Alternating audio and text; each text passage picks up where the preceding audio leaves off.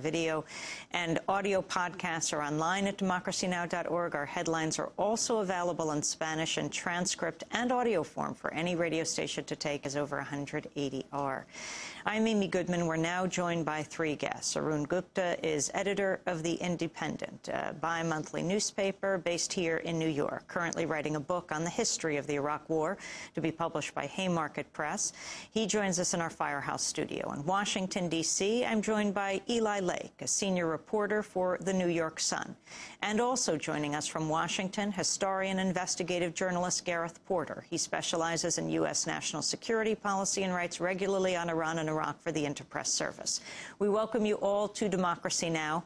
Arun Gupta, first, your reaction to the hearings, also it being seen as a debate between the presidential candidates. McCain and Clinton and Obama all had a chance to question Ambassador Crocker and General Petraeus. Yeah, I think one of the interesting aspects is that there's this elaborate dance that goes on between the media, the Pentagon, and the politicians. We all knew what Petraeus was going to say, that he was going to come there and say, well, we can't draw down troops, but the corporate media treats it as this is some sort of dramatic breaking news. Because I think what Petraeus' real goal is to ensure that the occupation continues unhindered until January of 2009. What the Bush administration's goal at this point, and what it really has been for the last few years, is to pass off a raging occupation to the next administration, because it's going to make it harder for them to withdraw when you have 140,000 U.S. troops, 180,000 plus mercenaries and private contractors, the largest U.S. embassy in the world, and enduring U.S. military bases all throughout Iraq. So, you know, there was no real news in that.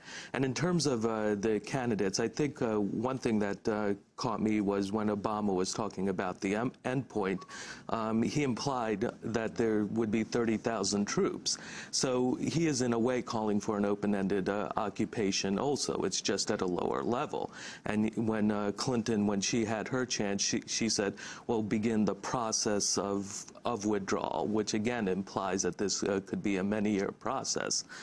So it seems to me that this is part of the dance, that even though the Democrats talk about withdrawal because a large majority of the American public wants this war to end, and an overwhelming majority of the Iraqi public wants this war to end, they are all still committed to the continuation and the maintenance of the American empire, especially the occupation of Iraq, because we've ended up roiling one of the most strategic countries in the most strategic region in the world in terms of energy production.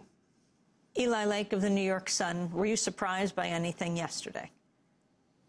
Yeah, I mean, I think I would agree that Senator Obama began laying out markers for a policy that wouldn't betray the Iraqi people to the forces of al-Qaeda, Quds, and the remnants of the Ba'ath Party, which apparently other people in the left of the Democratic Party think are the true voices of the Iraqis. And I think that you also saw an interesting exchange on the status of forces agreement, where we don't really know the status of this agreement. It's certainly not going to be a treaty that's going to be submitted to the Senate.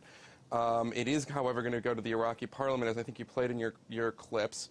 And I think that they said at one point that there would be an explicit, or Ryan Crocker said he expected there would be an explicit declaration that the U.S. would not seek permanent bases in Iraq. That was somewhat news to me. And finally, I think that what you saw also was, over and again, General Petraeus and Ryan Crocker said that you're seeing the Iranians supporting these special groups who they say they've trained, funded, equipped, and so forth.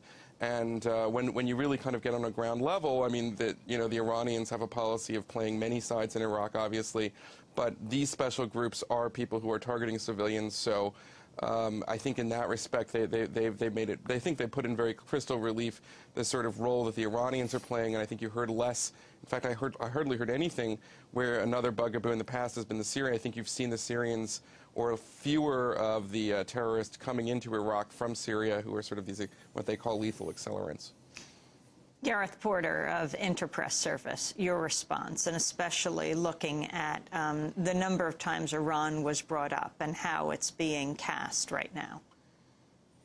Well, this whole narrative about the special groups that Eli Lake refers to, and which has been referred to repeatedly over the past year and more by the U.S. military in Iraq, is essentially dodge. It's never been true that the Iranians have been selecting out specific splinter groups from the Mahdi army to support. That idea suggests that the Iranians have much less influence and power in Iraq than they actually do. And I have to say that, parenthetically, that it seems to me that this has at least, as one purpose, trying to minimize the difficulty the United States faces in regard to the Shiites in Iraq.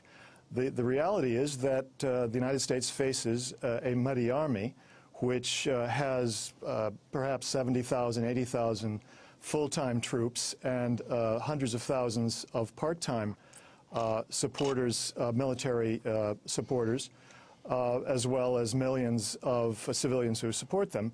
And the whole idea that special groups are the problem in Basra, as well as other cities in the south, Basra being the second largest city in Iraq, now controlled by the Mahdi army, it's being obscured by the idea that there are these splinter groups, special groups, they're being called by the U.S. military, that are being supported by Iran. And the reality is that the United States faces a much bigger adversary in the Mahdi army, which is dedicated to getting the United States out of Iraq. I was impressed by just how far both Crocker and Petraeus went in trying to obscure that reality. They're trying to convey to the congressional committees and to the American people the idea that the United States is somehow really in control. And I'm afraid this line is primarily dedicated to trying to convey that very false idea. Eli Lake, response? Yeah, I don't understand why anyone would believe what Mr. Porter just said, and I don't understand what Mr. Porter is basing that on. You see, you've got a Muqtada Sadr, who is the leader of the Mahdi army, from Qom, contradicting himself several times during the fighting in Basra. At first he said he wanted a nonviolent response, then he said his guys could defend themselves, and then, you know, and then there was, he said that they were going to be pulled off the street. He made a list of demands. I haven't seen any evidence that he's gotten any of them. He called a million-man march in Najaf. He changed it to Baghdad. He then is calling that off. He's now basically in negotiations with the Hausa in Najaf, the sort of clerical elite in Najaf, where he's not studying, I might add, asking sort of what's going to happen to the status of his army, which strikes me as a sort of face-saving way to, in many ways, decommission the anti-government elements of it. And, I mean, I just frankly don't, I mean, I think what you just heard from Gareth Porter is an inversion of probably, I mean, of what is happening. It's kind of astounding to listen to. Gareth Porter. Well, if I may, yes, if I may respond to that. Yeah. This military and right-wing line about the idea that the Mahdi army is split up and is weak and is no longer a problem is exactly the opposite of what the world's media have reported from Basra over the past 2 weeks. The fact is that it was the Mahdi army which resisted the Porter, military operations. Pardon? Who is in Basra? Basra, as I've seen it, at least in American papers, and for the most part, we've seen very little coverage of Basra of note, and we've heard reports from the Iraqi army that they now control the port, and they're exercising control over the cities. I mean, I just think this is a fantasy that you're putting out there. You're making a very, very selective reading of the world's media. Selective reading. If you read the reports about Yes. the way in which the battle was left after the mediation that took place in Qom with the pro-government parties going to beseech the help of Yeah, I read the McClatchy IRGC. news report. I know exactly what you're talking about. The fact is that the Mahdi army was left in control of most of that city. That's still the case today. And the idea that they're not really the problem, that it's some selected splinter groups, is simply a fantasy. Well, I mean, I think, listen, Amy, let me if I could say, you're seeing a classic example. The left often conflates sort of, terrorism and cruelty with sort of nationalist bona fides, and we see it all the time. And I think, Gareth Porter, you actually have some experience in this, having, in the 1970s, accused people who said that there was a genocide in Phnom Penh by the Khmer Rouge of touting a CIA propaganda and a right-wing line at the time. I don't know. I think you're 0 for 2 on this one. Well, I think that you're going to see that the reality is very different from, I don't know. Is it going to be the reality like what you told us in that book about Let me just point out that the individual who was named as the head of this splinter group, the so-called special groups, Qais Khazali, yes. is in fact the person who the head of the Mahdi army, Muqtada al-Sadr, has said should be released by the U.S. government.